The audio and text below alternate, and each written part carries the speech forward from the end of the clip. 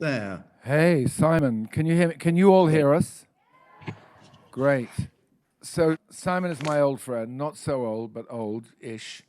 Uh, I want to read first. I don't need to tell you too much about Simon. I think you all know about him. The history, a history of Britain, the story of the Jews, and landscape and memory, which we'll talk about in connection to this story we're in now. Simon sent me an email the other day. There was no mention in my email of Ukraine, just how are you and COVID. And he wrote this because I think this is how so many of us must be feeling. He was in New York, back in Westchester, watching the war in horror and profound melancholy. In the end, it won't turn out well for the evil Putin, but the suffering and slaughter on the way are unbearable. I find it hard to concentrate on anything else, although I do have a book and a series to finish. Somehow, all this schmerz is registering on my old body, so the aches and pains are a daily companion.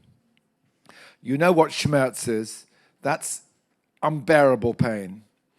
So tell me, Simon, how has it been for you? I mean, this is one expression of it. Clearly, it was on your mind the whole time. But how have you seen, as you watch this thing unfold, what's it remind you of? And I want to also ask you and to tell people that you were born in February of 1945. You were born when the war was not over. So you were in another landscape and memory. I want to know what those memories are too of that childhood. Yeah, Alan, I was born on the night of two bombing raids, February 13th, 1945, when there was saturation bombing Slaughterhouse 5, demolishing, exterminating what was left of Dresden. And at the same time, there was a V-2 rocket attack in Marylebone, not far away from Welbeck Street, where, yeah, Hitler didn't get me that time. But so I was, when I was really quite small, London was still a kind of open wound, really. I mean, the war was over, but my dad had an office in Whitechapel, another little one in Cannon Street. And my mum was quite eager to get my kind of unstoppable, precocious, garrulous self out of the house. So my dad used to take me to his office and we'd walk through London. So we're in 1950, 51. I was really quite small, 6, 7. And you could see like kind of rotten teeth, the black stumps of masonry that had been smashed about during the war. And, not unnaturally, and again, a bit precociously, I asked my father, what was it like for small boys to have children, raining down? And poor thing, he gave me some briefly kind of soothing answer. But I was haunted by that. And I suppose now part of the pain you mentioned that I'm still feeling, it goes back to those kind of childhood nightmares. I had never thought really that we'd see the kind of naive of me, I suppose, the incineration of entire cities. History is a really, it's a funny thing actually, because even though hideous things repeat themselves, you are, particularly in a Western tradition, sucked into a kind of line of progress. So I suppose, like a lot of people with you tonight, they're profoundly shocked to realize that civilians are not collateral damage. They've always been collateral damage, for as long as war's been fought. They actually are the target for Vladimir Putin. They are the target. There were times, of course, when people in Cambodia and Vietnam were the target too. But it's almost really as though Putin early on gave up on armies fighting armies and just simply selected civilians, and not just civilians, but those parts of the civilians which we feel most tender and vulnerable: hospitals, schools, children, families trying to get away because they've been spuriously promised evacuation.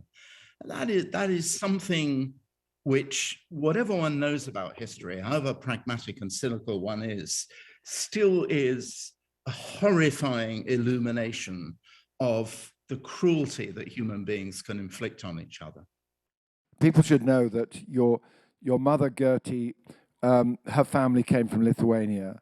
Your Right. father was his family from Turkey, and in fact, Turkey has obviously a close relationship with Ukraine, and then there's Moldova and Romania and all these countries. So I remember Misha was asked, "Where do you really come from?" But in a sense, for Jews as well, where you Yeah. really come from is you come from all kinds of places, and you're Yeah. connected to all kinds of places.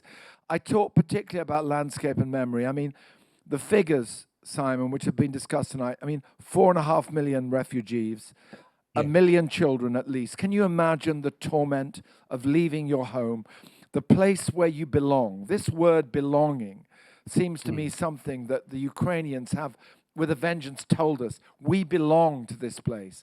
We belong Yeah. to this town, to this city, to this landscape, to these buildings. And they've been obliged, not just them, not just the 4 million, but 6 million people are homeless and out there, and even more. I mean, it is staggering what we're seeing, is it not? Yeah. I think what we're seeing is a terrible showdown between two ideas of belonging. One is evidently Vladimir Putin and Alexander Dugin's notion, which is possession, the entitlement to possession, and the murderous sense of grievance of having had a possession taken away from you, to the point where you're prepared, as long as you get the possession, you're prepared to possess rubble, smoking rubble, and mountains of corpses, as long as you have it. The other kind of belonging, particularly in our cybersphere, in our world of digital drift, the flickering monitor, is this deep sense of connection with a village, with a city, with an agora, with the possibility of sitting down in a cafe. They're not just physical places we go to, Alan, are they? They're places we've been happy or scared, or they are actually part of our physical experience of life. And that, of course, Putin couldn't possibly understand. You don't understand that when you've run the KGB and the FSB for years and years. But what we're seeing is the defense of that innocent sense of actually looking after your home. Absolutely, it makes a sense of homeland fundamental to the way we live our lives. I'm trying to think of some positive things, which is very difficult in these circumstances. But when you think of Trump and you think of the rise of nationalism and the fact that here we are all connected one way or another, even here we are talking to each other like this, and we're not the only ones. The whole world is now connected like this. And yet the example of Poland taking in 2.5 million refugees and looking after them, not just Poland, but all these East European countries, Moldavia, Romania, hundreds of thousands are going in, and they're being looked after. This sense of what democracy is, what the West's ambition and aspiration was, this example of the fact that this solidity, this solidarity with all these different countries in Eastern Europe, their friendship with Russians, the fact that half the Ukrainians speak Russian and Russians speak Ukrainians, and that the bombing is the bombing of Russians or Russian speakers in destroyed towns where many of the victims are themselves Russians. It just doesn't make sense. Well, what we're beholding really is, the belated resurrection of the fundamental importance of freedom, the right to have a private life, the right to have a kind of peaceful family life.